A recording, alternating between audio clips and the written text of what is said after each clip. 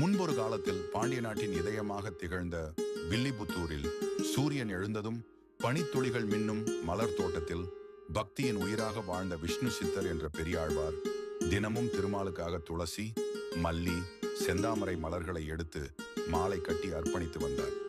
அந்த நந்தவனம் சாதாரண தோட்டம் அல்ல, அது கண்ணன் சுவாசம் நிறைந்த புனித பூமி போலவே இருந்தது.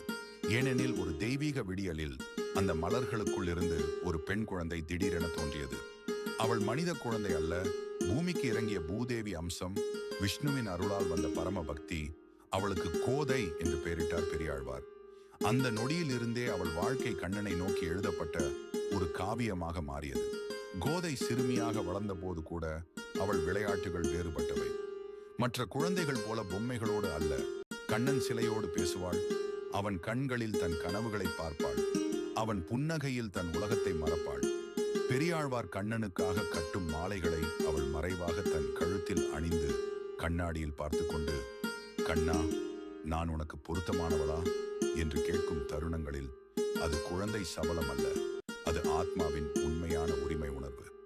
ஒரு நாள் பெரியாழ்வார் அதை அறிந்து கலங்கினார். தெய்வத்திற்கு அர்ப்பணிக்க வேண்டிய மாலையை மனித பெண் அணிந்து விட்டாளே என்று மனம் உடைந்தார்.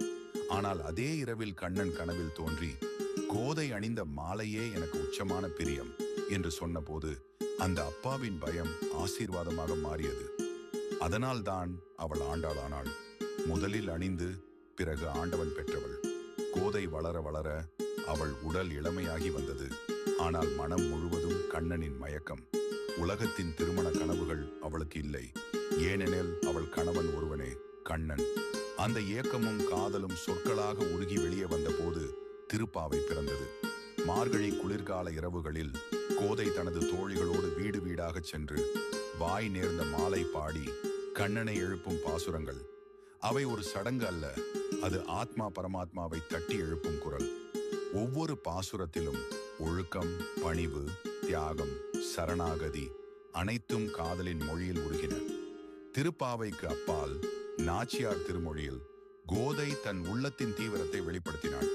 நான் கண்ணனுக்கே என்ற உரிமையோடு, அவன் தாமதித்தால் கோபம், அவன் வரவில்லை என்றால் புலம்பல், அவன் கனவில் வந்தால் பேரின்பம்.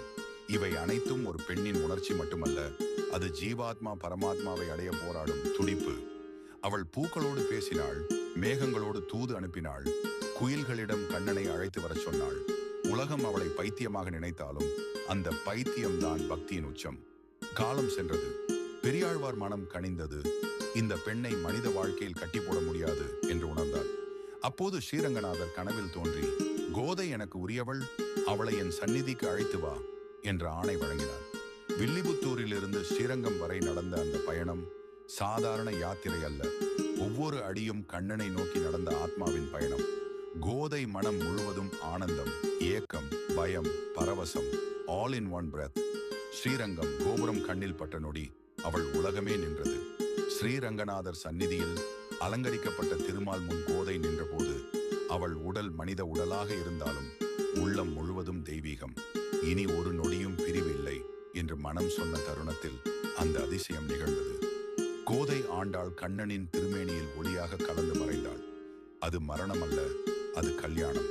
அது காதலின் முடிவு அல்ல, பக்தியின் பரிபூரணம். ஆண்டாள் கதை என்பது ஒரு புராண கதை அல்ல, அது ஒரு பெண் ஆத்மா உலக நியமங்களை உடைத்து எனக்கு கடவுளே கணவன் என்று தைரியமாக அறிவித்த புரட்சி. இன்றும் மார்கழி வந்தாள். திருப்பாவை ஒலிக்கும் போது, வில்லிபுத்தூர் நந்தவனத்தில் மலர் மனம் வீசும் போது, ஸ்ரீரங்கம் கோவிலில் தீபங்கள் ஒளிரும் போது அந்த ஒளி மெதுவா சொல்கிறது, கண்ணன் இன்னும் ஆண்டாளின் காதலை ஏற்றுக்கொண்டு கொண்டே இருக்கிறான். அதனால்தான் 1000 ஆண்டுகள் கடந்தும் ஆண்டாள் ஒரு வரலாறு அல்ல, வாழும் பக்தி, சாஸ்வதமான காதல், அழியாத ஆன்மீக தீபம்.